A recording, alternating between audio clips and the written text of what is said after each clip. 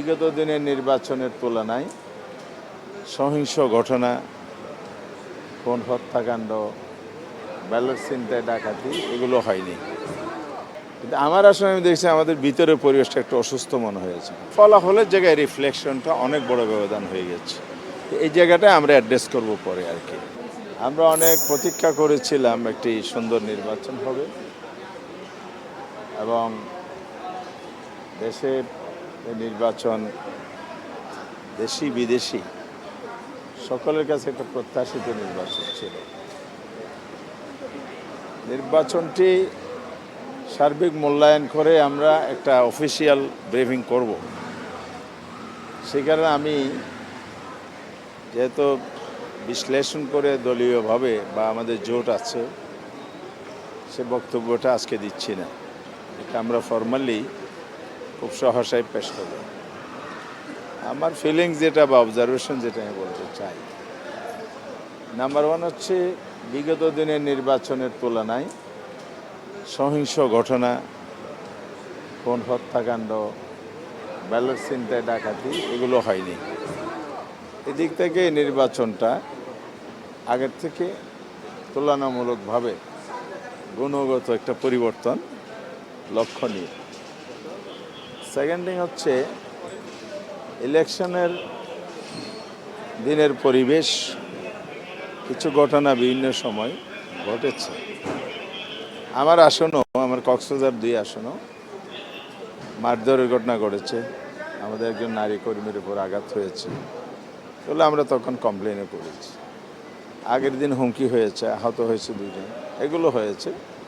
তবে যেটা আগে বলেছি বিগত দিনের তুলনায় এগুলো বড় ঘটনা নয়, তবে টুকিটাকি কিছু ঘটনা হয়েছে।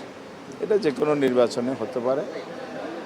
তো ভোট গ্রহণের ক্ষেত্রে যেটা হয়েছে পরিবেশটা বাইরে ভালো ছিল, কিন্তু আমার আসলে আমি দেখছি আমাদের ভিতরের পরিবেশটা একটু অসুস্থ মনে হয়েছে।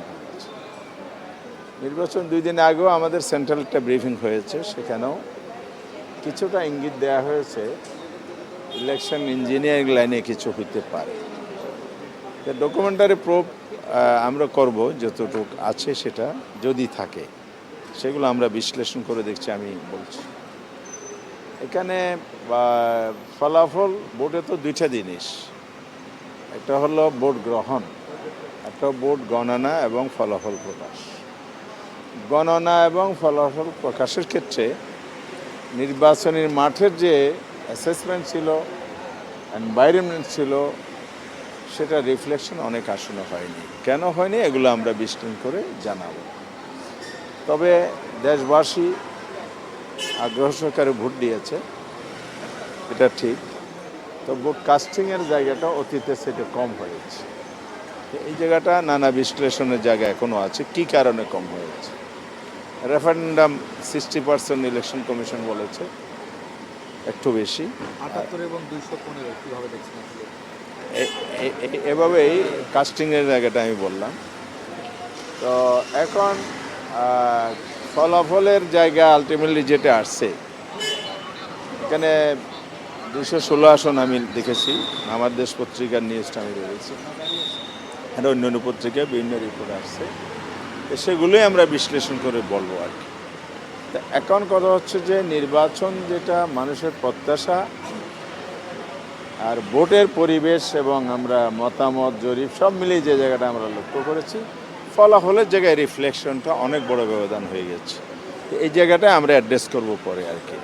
তো জনগণ ভোট দিয়েছে কষ্ট করে, তাদের পছন্দ প্রার্থীর পক্ষে তারা ভোট দিয়েছে, কষ্ট করে এসেছে। আমাদের নেতা কর্মীরা সবাই ইলেকশনের মাঠে কষ্ট করেছে, পরিশ্রম করেছে। এই জন্য আমরা জনগণকেও কষ্ট করেছে, পরিশ্রম করেছে, এই জন্য আমরা জনগণকেও কৃতজ্ঞতা জানাই, অভিনন্দন জানাচ্ছি।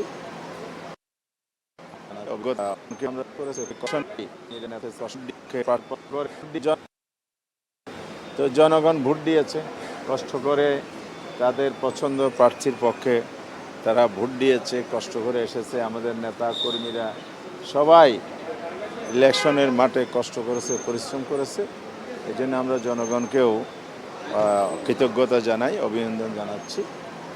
আর আমাদের নেতা কর্মীদের প্রতি আমরা কৃতজ্ঞতা জানাচ্ছি। সর্বোপরি নির্বাচন ব্যবস্থাপনার সাথে যারা জড়িত ছিল, ইলেকশন কমিশন অ্যান্ড সব মিলিয়েই আমরা এই বিষয়ে পরে কথা বলব। ধন্যবাদ।